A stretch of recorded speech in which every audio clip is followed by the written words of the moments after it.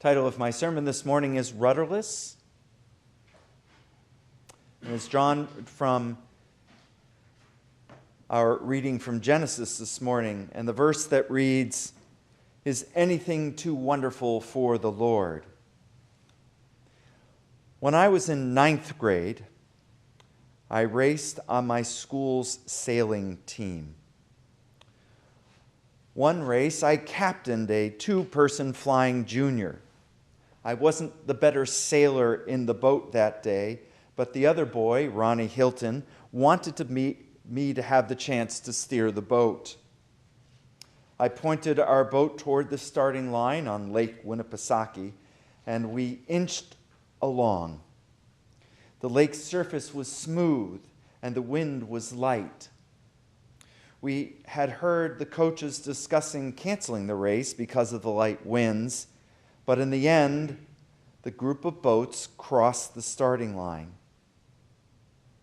As we turned the final buoy, Ronnie and I were in the lead. As he looked around, he said that in addition to letting our sails out, we should pull the keel and rudder, letting the light tailwind push and direct the boat toward the finish line. We would travel rudderless for the final leg of the race. Sarah was rudderless too. In our reading this morning from Genesis, Abraham and Sarah encountered Yahweh's messengers. Some say God himself in the form of 3 travelers. Abraham encouraged the travelers to rest while he, Sarah, and the servants prepared food. While the 3 ate, one of them asked if Sarah was nearby. Abraham indicated she was in the tent within earshot. The messenger then announced that Sarah would give birth to a son. Sarah laughed to herself in disbelief, but the traveler knew Sarah laughed and called her out for it. Sarah lied at first, and the divine messenger noted her lack of faith. Sarah was, in fact, without faith. God had protected them as she and Abraham traveled from Ur to Egypt to the land of Canaan, surviving a famine and other dangers along the way. God had promised Abraham children, but as the years passed, she hadn't gotten pregnant. They became impatient or desperate. So, with permission from Sarah, Abraham had a son with their Egyptian slave Hagar, a decision they all regretted. God had repeatedly promised Sarah and Abraham a son, but Sarah said, "The Lord has prevented me from bearing children." We can hardly blame her. Abraham was now elderly, and Sarah had passed beyond normal birthing years. Thus, when the messenger from God said that they would have a child, she laughed. Sarah's laughter showed her lack of faith. Think about the reaction of Mary, the mother of Jesus. She said, "Here I am, the servant of the Lord. Let it be with me according to your word." The stark difference is clear. But God didn't punish Sarah for her disbelief. Instead, at the appointed time, she gave birth to Isaac. Do you recall what his name means? Isaac, or Yitzhak in Hebrew, means he laughs. A forever reminder of Sarah's reaction to Yahweh's promise and the way God honored her even when she lacked faith.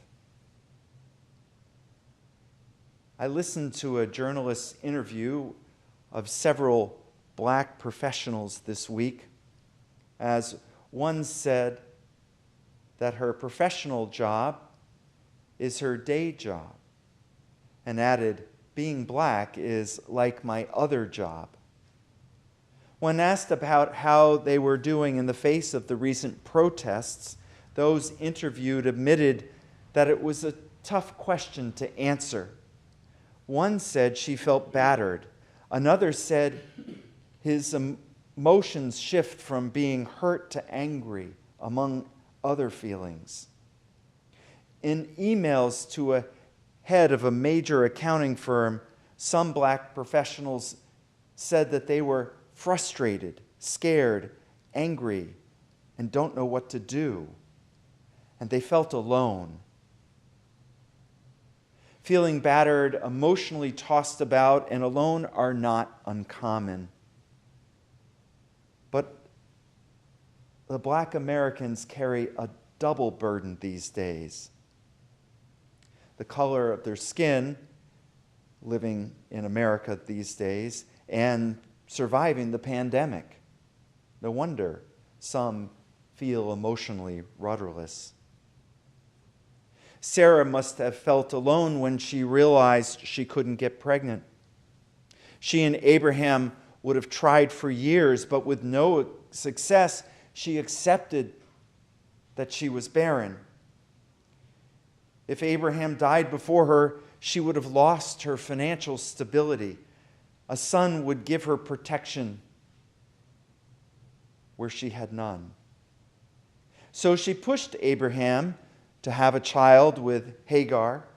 When the Egyptian woman had a boy, Sarah felt more secure about her future, but she wasn't happy and remained out of sorts, emotionally rudderless. In turn, she treated Hagar so harshly that she ran away, only returning with God's encouragement. Without faith, Sarah reacted poorly. God didn't, however, give up on Sarah. The messenger said, "Is anything too wonderful for the Lord?" God fulfilled his promise to Abraham and Sarah, but it took time. If we read the entire account of her life in Genesis, we see that Sarah was a human with many emotions. At times, she did not react well and was even inappropriate, filled with jealousy. But God stayed with her. He kept his faith in her when she was full of doubt and rudderless. One of the challenges many, no matter their race, face today is feeling rudderless. So many things have happened this year that many feel overwhelmed, tired, battered, frustrated, and alone. It's no surprise that black people feel that way, is it? The isolation due to the coronavirus hasn't helped any of us. As the economy reopens, many are fearful and unsure what will happen next. Many struggle for direction.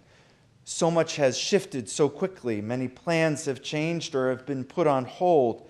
We, too, may feel rudderless. What must we do in the face of such uncertainty? As Ronnie and I sailed toward the finish line, a light breeze filled our sails just enough to keep us moving. Without the drag of the rudder, we extended our lead and crossed first. I'm undefeated as a skipper. Never mind that I have not raced a sailboat since then. When our rudder is out of the water, unseen forces of tide, current, and wind guide the boat. In our lives, those forces can be the divine counsel, hand and spirit of God. When all else is unclear, we can confidently cast our hope on God, who will guide us to do the right things. For us to receive that guidance, all we need is faith, but not a blind faith, Pollyannish faith, or naive faith. We can rely on the biblical stories and the tradition passed down through the church that points to God's faithfulness. God's faithfulness exclaims, "Is anything too wonderful for the Lord?"